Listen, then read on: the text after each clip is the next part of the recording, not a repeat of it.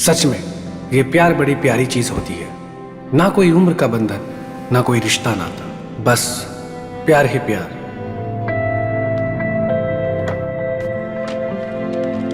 जब भी मेरी काम वासना जागृत हो जाती थी, तब मैं नंगी तस्वीरें देखकर अपने पोपट को सांत्वना देता था। ऊपर वाले को मेरे पोपट और मुझ पर तरस आया और मेरे दर्द की दवा बनकर मेरी जिंदगी में आई गौरी बुआ। गौरी बुआ मेरे पापा की सेकंड कजन थी, जिनकी शादी मेरे ही शहर में हुई थी। गौरी बुआ अपने हस्बैंड के साथ अकेली रहती थी।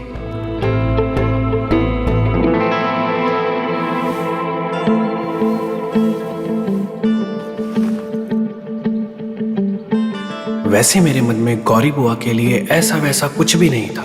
फिर एक दिन ऐसा हादसा हुआ कि वो मेरे मन की रानी बन गई और मैं दिन रात उनको पाने की कल्पना करने लगा।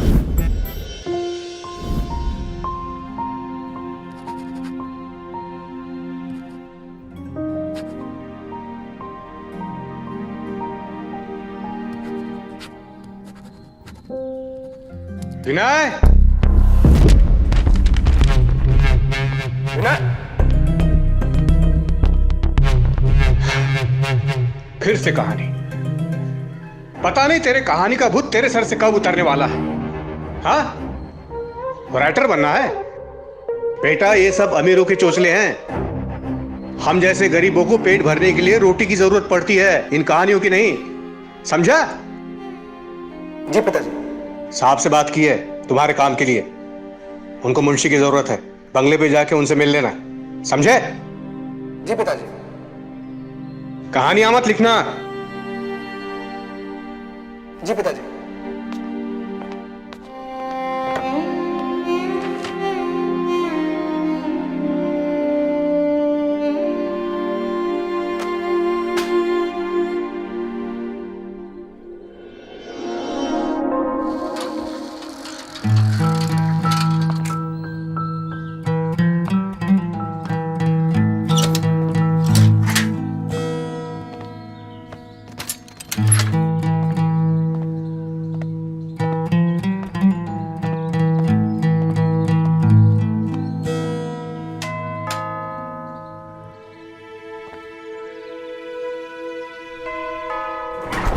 जी, आप कौन?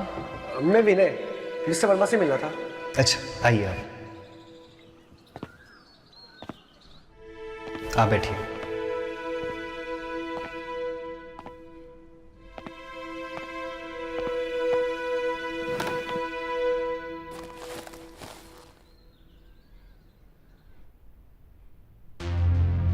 क्या करें, सारे दिन काम करते करते बदन ऐसा निचुड़ जाता है, उसके बाद कुछ भी करने के काबिल नहीं रहता हूं।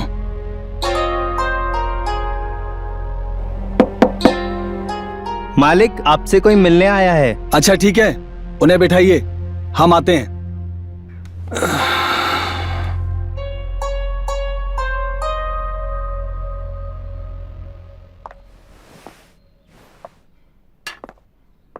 नमस्ते सर। बैठो बैठो बैठो। विनय नाम है तुम्हारा? जी सर। तुम्हारे पिताजी ने तुम्हारे बारे में बताया था। सर ये मेरी मार्कशीट है। अच्छा,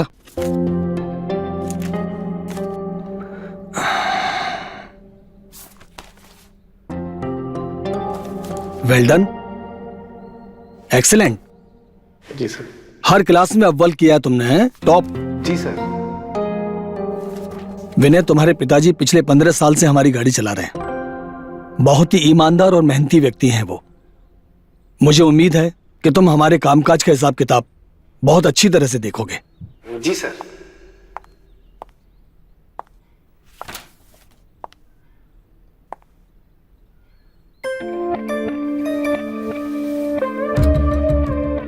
ये हमारी पत्नी है, इस घर की मालकिन, और ये विनय हमारे ड्राइवर का बेटा। बैठो। सर,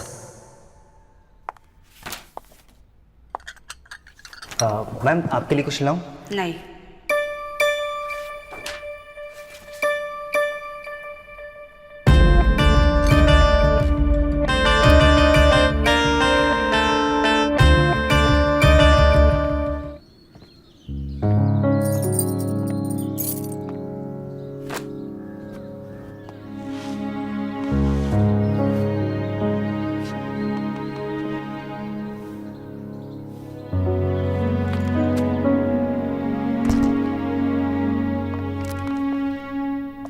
दिल्ली से हमारा एक कॉन्ट्रैक्ट कैंसिल हो गया है। मैं बात करने की कोशिश कर रहा हूँ लेकिन कनेक्ट नहीं कर पा रहा हूँ। मुझे लगता है कि मुझे आज ही दिल्ली जाना पड़ेगा। ये तो अच्छा हुआ कि वो लड़का विनय आ गया है। उसे मैं सारा कामकाज समझाकर आज दिल्ली निकल जाता हूँ और 2 दिन बाद वापस आ जाऊंगा। तब तक तुम अपना ख्याल रखना। डोंट वरी डार्लिंग, तुम जाओ। मुझे आदत हो गई है अकेले रहने की। अपना ख्याल मैं खुद रख सकती हूँ।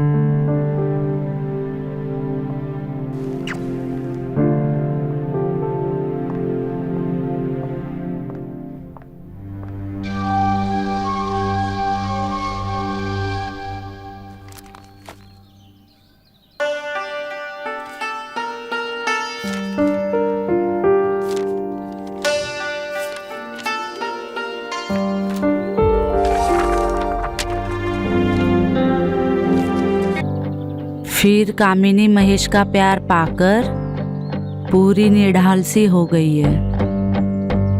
कामिनी को ऐसे लग रहा था जैसे बरसों प्यास से तड़पने के बाद आज उसने जी भरकर पानी पिया था, एकदम मीठा पानी।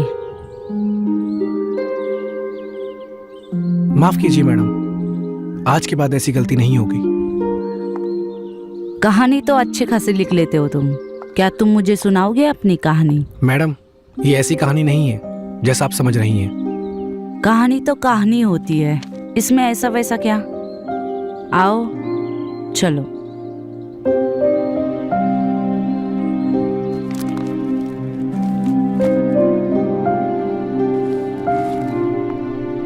आओ बैठो।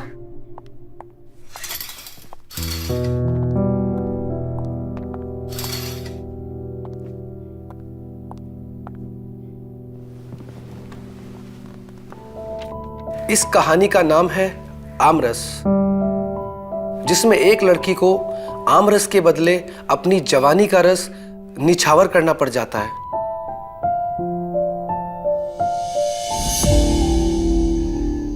ये शयन कक्ष है ढोलपुर के रजवाड़े का। कुंवर रंजीत सिंह के पुरखों ने बरसों फूलपुर पर अपना राज चलाया। अभी राज सत्ता तो खत्म हो गई थी, लेकिन कुंवर साहब के खून में राजसी गर्मी अभी भी काफी बाकी थी, जो गाहे बगाहे कभी भी बाहर आ जाती थी।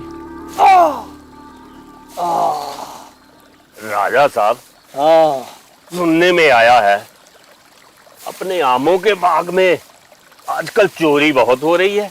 हमारे आम के बगीचे में आमों की चोरी हो रही है और इस बात का इल्म हमें नहीं है। पता लगाओ वो कौन है।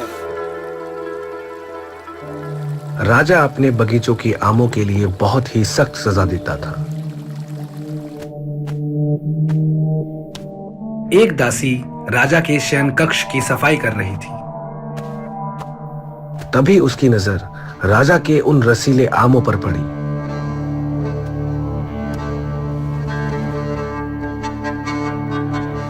वो अपने आप को रोक नहीं पाई।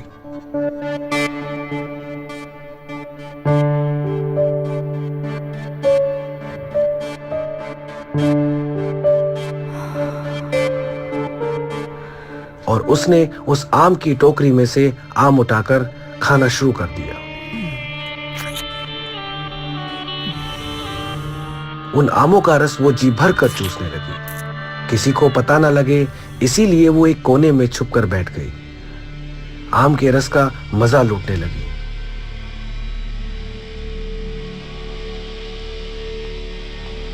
तभी राजा अंदर आया और उसने किसी के आम चूसने की आवाज सुनी। राजा ने पलटकर देखा तो दासी कोने में आम रस को बेफिक्र चूस रही थी। दासी, तेरी इतनी मजाल कि तूने हमारे पसंदीदा आमों का रसपान किया।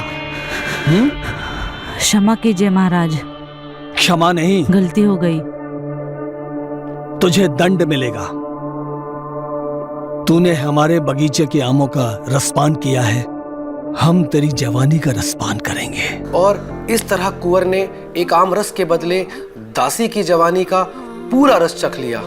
ये क्या कर रहा हो तुम? भैया, सुबह हो गया, उठो ना, तुम्हें काम पर भी जाना है। हाँ, उठ गया हूँ। जाकर एक कप चाय लेकर आ। चलो पहले तैयार हो जाओ। ए चुटकी, ये साहबजादे अब तक उठे कि नहीं? हाँ? या तैर रहे हैं अपनी कहानियों की दुनिया में? उठ गया पापा, और वो नहाने भी चला गया है।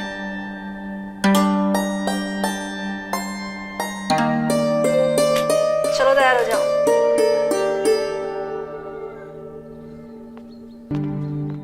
विनय जी सुन। पिताजी।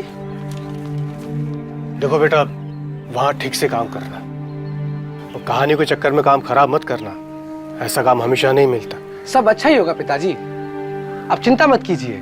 और हाँ, मेरी कहानियों से किसी का बुरा नहीं होगा, अच्छा तो हो सकता है। अरे क्या खाक अच्छा होगा? एक टाइम की रोटी कमा के दिखा अपनी कहानियों के दम पे तो मानो बड़ा है, अच्छा होगा।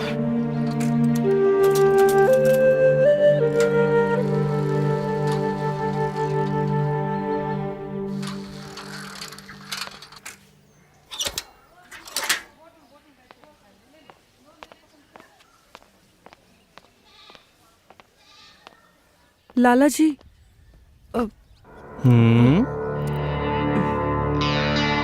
मुझे 1 किलो तुअर का दाल दीजिए ना, लेकिन पैसे मैं अगले हफ्ते ही दे पाऊंगी। वो क्या है ना, मेरे मर्द को अभी तक पगार नहीं मिला।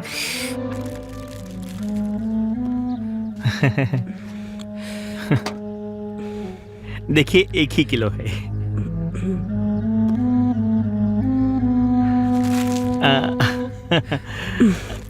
लीजिए।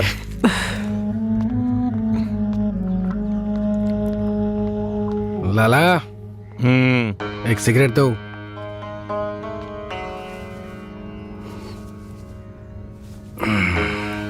विनय जी, खाता बहुत बढ़ गया है, जरा ध्यान दीजिए।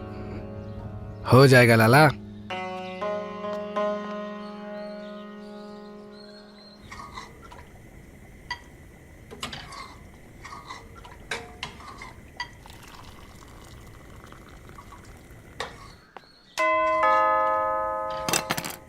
तुम चाय देखो, मैं दरवाजा खोलती हूँ। ठीक है मालकिन।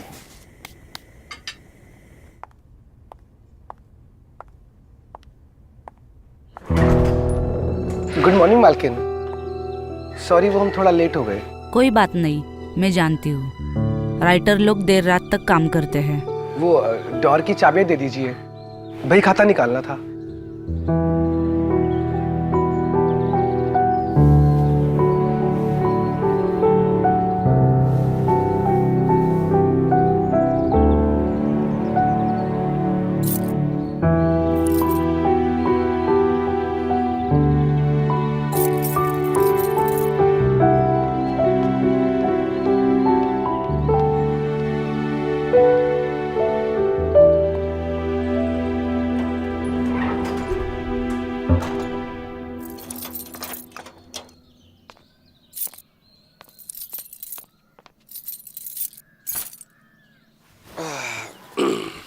हाँ, अरे मालकिन, बैठो।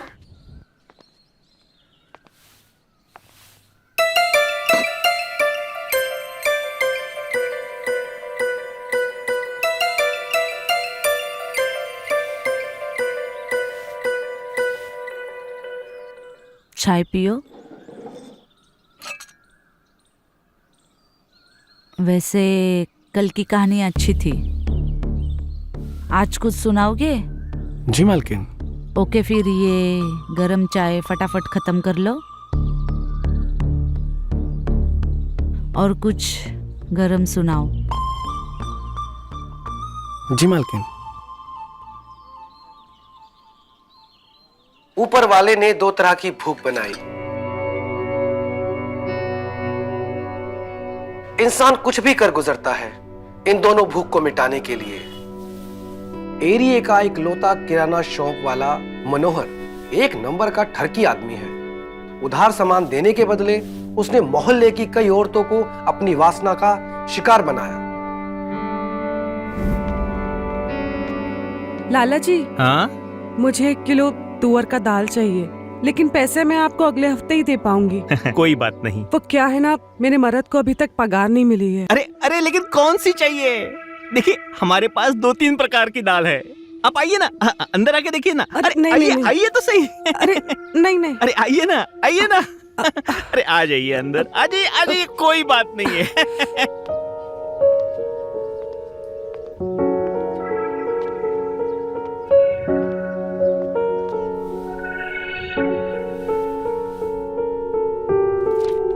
लाला के अंदर काम का कीड़ा कुलबुलाने लगा था।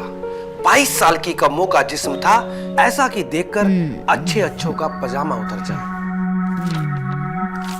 कम्मो का तराशा हुआ जिस्म लाला के अंदर की काम वासना को और भड़का रहा था। तुम चाहो तो पूरे साल भर का चावल, दाल, गेहूं, अनाज मुफ्त में पा सकती हो। लेकिन लाला जी, मैंने ये काम अपने पति के अलावा और किसी के साथ नहीं किया है। क्या तुम यहाँ आ सकते हो? मुझे कुछ तुम्हारी हेल्प चाहिए।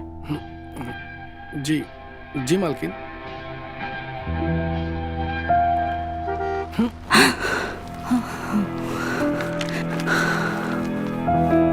लगता है मिस्टर वर्मा आ गए। तुम अपने काम पे जाओ और याद रहे, ये जो भी है बस हमारे बीच में है। जी मालकिन।